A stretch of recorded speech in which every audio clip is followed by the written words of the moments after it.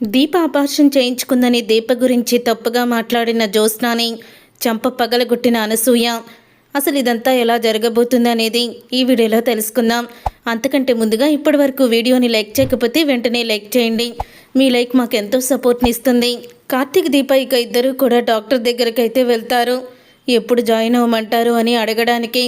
అప్పుడే ఇక జ్యోత్స్న అయితే అసలు రిపోర్ట్స్ ఎందుకని మ్యాచ్ అయ్యాయని డాక్టర్ అబద్ధం చెప్పిందో ఎలాగైనా సరే తెలుసుకోవాలని హాస్పిటల్కి అయితే జ్యోత్స్న వస్తుంది. అలా జ్యోత్స్న వచ్చిన తర్వాత ఇక రూమ్లో కార్తీక్ దీప ఇద్దరు కూడా మాట్లాడుతూ ఉంటారు డాక్టర్ హారికతో. అప్పుడే వాళ్ళు ఏం మాట్లాడుకుంటున్నారా అని వినాలని కొంచెం డోర్ అయితే ఓపెన్ చేస్తుంది జ్యోత్స్న. డోర్ ఓపెన్ చేయగానే అప్పుడే ఇక దీప అయితే నాకు అబార్షన్ చెయ్యండి అని అడుగుతూ ఉంటుంది.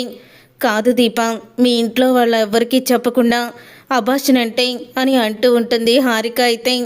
మా ఇద్దరికీ ఇష్టమే, మీరు అబార్షన్ చెయ్యండి, మా ఇంట్లో వాళ్ళకి నేను ఏదోలాగా నచ్చ చెప్పుకుంటాను అని దీప అయితే అంటూ ఉంటుంది.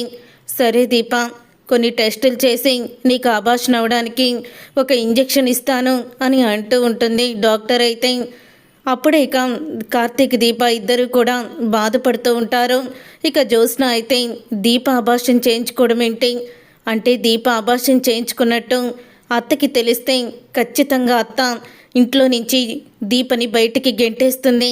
అప్పుడు బావకి మరో పెళ్లి చెయ్యాలని అత్త డెఫినెట్గా అనుకుంటుంది.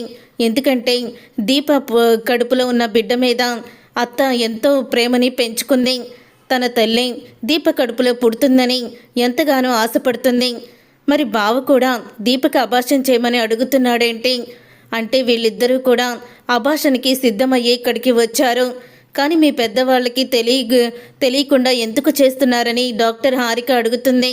మా పెద్దవాళ్ళకి ఏదోలాగా నచ్చ చెప్పుకుంటాము అంటుంది. ఈ అవకాశాన్ని మాత్రం నేను అస్సలు కూడా వదులుకోను, వెంటనే వెళ్ళి అత్తకి విషయం చెప్పాలి అని జ్యోత్స్న అయితే ఇక వెంటనే కాంచన దగ్గరికి అయితే వెళ్తుంది. అప్పుడే ఇక కాంచన అయితే ఏంటి ఇలా వచ్చావో అని అడుగుతూ ఉంటుంది జ్యోత్స్నాని. ఎలా ఉన్నావత్తా అని అడుగుతూ ఉంటుంది జ్యోత్స్న. ఇంట్లోనేమో రోగం వచ్చిన తల్లిని పెట్టుకొని అక్కడ ఉండి మా వదిన్ని దగ్గరుండి చూసుకోకుండా ఇక్కడికి వచ్చి నా క్షేమ సమాచారాలు అడుగుతున్నావేంటి అని అంటూ ఉంటే, అదేంటత్తా, మరి ఇప్పుడు నీ క్షేమ సమాచారాలే నేను అడగాలి. నీ కోడలు చేసే పనికి ఇప్పుడు నీకు దిమ్మ తిరిగిపోతుంది. ఆ తరువాత నీ ఆరోగ్యం ఏమైపోతుందో కూడా తెలీదు, అందుకని అడుగుతున్నాను అని అంటూ ఉంటుంది జ్యోత్స్న. ఏంటి పిచ్చి పిచ్చిగా మాట్లాడుతున్నావు అని అంటూ ఉంటుంది కాంచన అయితే. అప్పుడు ఇక పిచ్చి పిచ్చిగా నేను మాట్లాడడం లేదు, పిచ్చి పిచ్చి పనులన్నీ కూడా నీ కొడుకు కోడలే చేస్తున్నారు. చూడత్తా, నువ్వు నీ కోడలు ప్రెగ్నెంట్ అయ్యిందని తన కడుపులో ఉన్న బిడ్డ పుట్టేది నానమ్మేనని నువ్వు ఎంతగానో ఆశపడ్డావో, కానీ కడుపులో ఉన్న మీ అమ్మని మీ కోడలు చంపేస్తుంది అని అంటూ ఉంటుంది జ్యోత్స్న. ఆ మాట విని ఒక్కసారి కాంచన అయితే షాక్ అయిపోతూ ఉంటుంది. ఇక కాంచన షాక్ అయిపోతూ ఏం మాట్లాడుతున్నావు నువ్వు, కడుపులో ఉన్న బిడ్డని దీప చంపడం ఏంటి అని అంటూ ఉంటుంది. అవును, కడుపులో ఉన్న బిడ్డని దీప చంపేస్తుంది. మరి ఎందుకో నాకు అర్థం కాలేదు. ఇక శౌర్య ఉంటే సరిపోతుందేమో అని అనుకుంటుందేమో, అందుకని తను ఇప్పుడు కడుపు తీయించుకోవాలని డాక్టర్ హారిక దగ్గరికి వెళ్ళింది. నీ కొడుకు పక్కనే ఉండి మా పెద్దవాళ్లతో మేము చెప్పుకుంటాము అని సలహా కూడా ఇస్తున్నాడు డాక్టర్కి. ఆ డాక్టర్ పెద్దవాళ్ళకి చెప్పకుండా మీరెందుకు ఇలా చేస్తున్నారని కూడా అడిగింది. అయినా సరే బావా అబార్షన్ చేయమని చెప్పాడు. చూసావా నీ కొడుకు ఎంతకి తెగించాడో, అంటే శౌర్య సరిపోతుందని, ఇక నీకు వంశం అవసరం లేదని, మీ ఇంటికి వారసులు బావకి కూడా వారసులు అవసరం లేదని చెప్పి బావని మాటలతో మాయ చేసినట్టుంది. మరో పాపకి జన్మనిస్తే ఈ పాప మీద ఉన్న ప్రేమ తగ్గిపోతుందని ఆలోచిస్తున్నట్టుంది అని అంటూ ఉంటే, అప్పుడే ఇక కాంచన షాక్ అయిపోతూ ఉంటుంది. ఇప్పుడు నీ కొడుకు కోడలు వస్తారు, అడిగి ఏమైందో రేపొద్దున్న వస్తాను చెప్పు అని జ్యోత్స్న అయితే వెళ్ళిపోతుంది. జ్యోత్స్న వెళ్ళిపోయిన తర్వాత అప్పుడే కాంచన అయితే ఏంటక్క ఇదంతా, అసలు దీప అబార్షన్ చేయించుకోవడం ఏంటో నాకు అర్థం కావడం లేదు అని అంటూ ఉంటే, అసలు జ్యోత్స్న మాటలు ఎందుకమ్మా నమ్మడం, వాళ్ళు వస్తారు కదా వాళ్ళని అడుగుదాము అని అంటూ ఉంటే, ఇంతలో కార్తీక్ అయితే వస్తాడు. దీప ఎదురా అని అడుగుతూ ఉంటే, దీప మావయ్యోళ్ళ ఇంటికాడ ఉంది అని అంటూ ఉంటాడు కార్తీక్. అప్పుడు ఇక సుమిత్ర అయితే, నాతో కూడా అబద్ధాలు చెప్పడం ఎప్పటి నుంచి నేర్చుకున్నావురా నువ్వు? నీ భార్య మాటలు విని నన్ను కూడా మోసం చేయాలని చూస్తున్నావా అని అడుగుతూ ఉంటుంది కాంచన. అమ్మా, అసలు దీప మా అన్నయ్య వాళ్ళ ఇంటికాడ లేదో. దీప ఎక్కడికి వెళ్ళింది? నువ్వెక్కడి నుంచి వస్తున్నావో నిజం చెప్పరా, చెప్పకపోతే నా మీద ఒట్టే అని అంటూ ఉంటుంది కాంచన. అప్పుడే ఇక ఆ మాట విని కార్తీక్ అయితే, దీప హాస్పిటల్లో ఉందమ్మా అని అంటూ ఉంటాడు. ఎందుకు హాస్పిటల్లో ఉంది అని అనగానే, అది దీపకి ఏదో కొంచెం ప్రాబ్లం ఉంది అందుకని అని అనగానే, నువ్వు నా మీద ఒట్టేసి అబద్ధం చెప్తే ఇక నేను బ్రతుకున్నా చచ్చినట్టే లెక్క, నువ్వు నిజమే చెప్పాలి అని అంటూ ఉంటుంది కాంచన.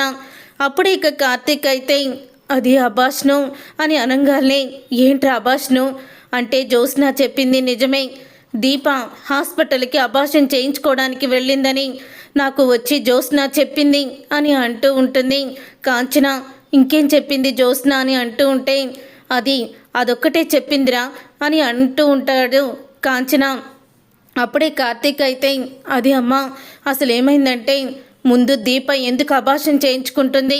తన కడుపులో ఉన్న బిడ్డకి ఏదన్నా ప్రాబ్లమా, లేకపోతే శౌర్య మీద ఉన్న ప్రేమ తగ్గిపోతుందని, ఇప్పుడు బిడ్డ వస్తే శౌర్యని మేము బాగా చూసుకోమని తను ఏమన్నా ఆలోచించి చేసిందా అని అడుగుతూ ఉంటే, అప్పుడే ఇక ఆ మాట విని కార్తీక్ అయితే, అతన్ని బ్రతికించుకోవడానికి మేము బిడ్డని త్యాగం చేస్తున్నామమ్మా అని అంటూ ఉంటాడు కార్తీక్.